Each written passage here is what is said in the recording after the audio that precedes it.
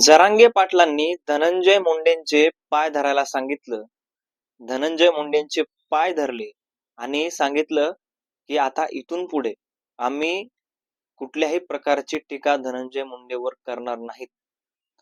अशा प्रकारचं वक्तव्य अमोल खुने, जो कधी काळचा जरांगे पाटलांचा सहकारी होता, त्या अमोल खुनेनं एका चॅनलला मुलाखत दिली आणि त्या मुलाखतीमध्ये त्याने सांगितलं की जरांगे पाटलांच्या शिष्टमंडळानं धनंजय मुंडेंचे पाय धरले आणि पाय धरून माफी मागितली आणि इथून पुढे आम्ही कुठल्याही प्रकारची टीका धनंजय मुंडेवर करणार नाहीत. अशा प्रकारचं अमोल खुनेचं एक वक्तव्य. पण याच्या मागची सत्यता काय?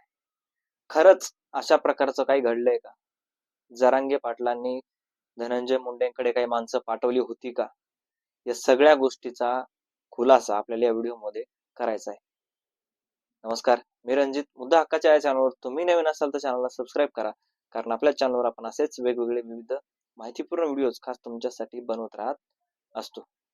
मंडळी, जरांगे पाटील, मनोज जरांगे पाटील आजपर्यंत मीडियावरती सगळ्यात बेधडक बोलणारा माणूस एकच माणूस आहे महाराष्ट्रामध्ये, बाळासाहेब ठाकरेंनंतर, तो म्हणजे मनोज जरांगे पाटील आहेत. मनोज जरांगे पाटील स्वतःच्या मनात जे आहे ना, ते डायरेक्ट मीडियावरती, मीडिया समोर असो कोणी समोर असो, डायरेक्ट बोलतात आणि तोंडावर बोलणारं व्यक्तिमत्व कशा प्रकारचे असतं हे जरांगे पाटलांकडे पाहून आपल्याला एक समजायला मिळतं किंवा आपल्याला एक बघायला मिळतं. पण अमोल खुने नाव चर्चेत आलंय याच्या आधी, कारण मनोज जरांगे पाटलांवर त्यांनी काही टीका केलेल्या आहेत. मनोज जरांगे पाटलांच्या हत्येचा कट अमोल खुने आणि दादा गरड अशा प्रकारचे जे काही दोन नावं आली होती, त्याच्यामध्ये अमोल खुनेचं नाव होतं.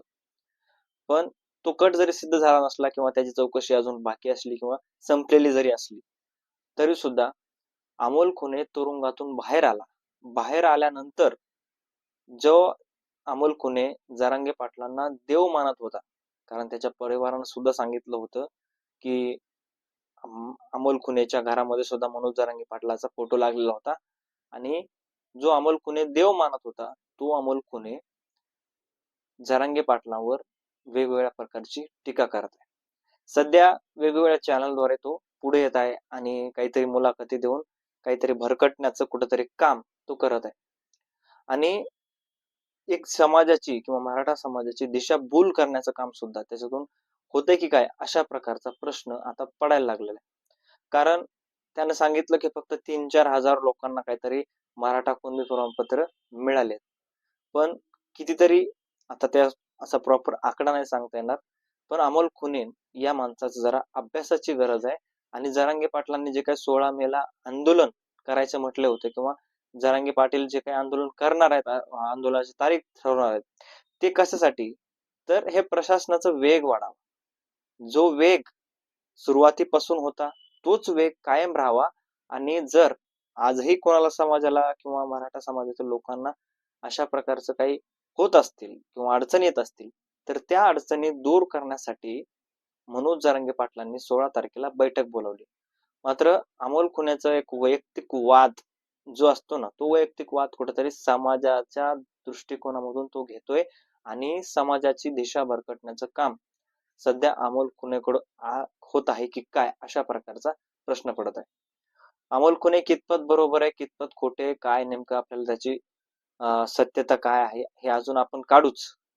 पण अमोल खुने जो बोलतोय तो एकदम जेलमधून बाहेर आल्यापासूनची भाषा बदलली, नेमकी का बदलली, हा सगळ्यात महत्वाचा प्रश्न आहे.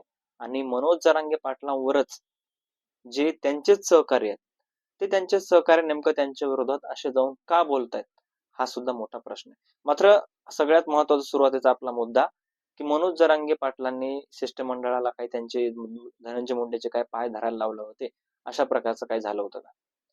तर धनंजय मुंडे साहेब एक आमदार आहेत आणि त्यांच्याकडून सुद्धा काही चुका झाल्या असतील किंवा मनोज जरांगे पाटलांकडून काही टीका झाल्या असतील, चुका झाल्या असतील, पण धनंजय मुंडेंकडे असं काही पाठवलंय किंवा शिष्टमंडळ पाठवलंय अशा प्रकारची कुठलीही माहिती नाही.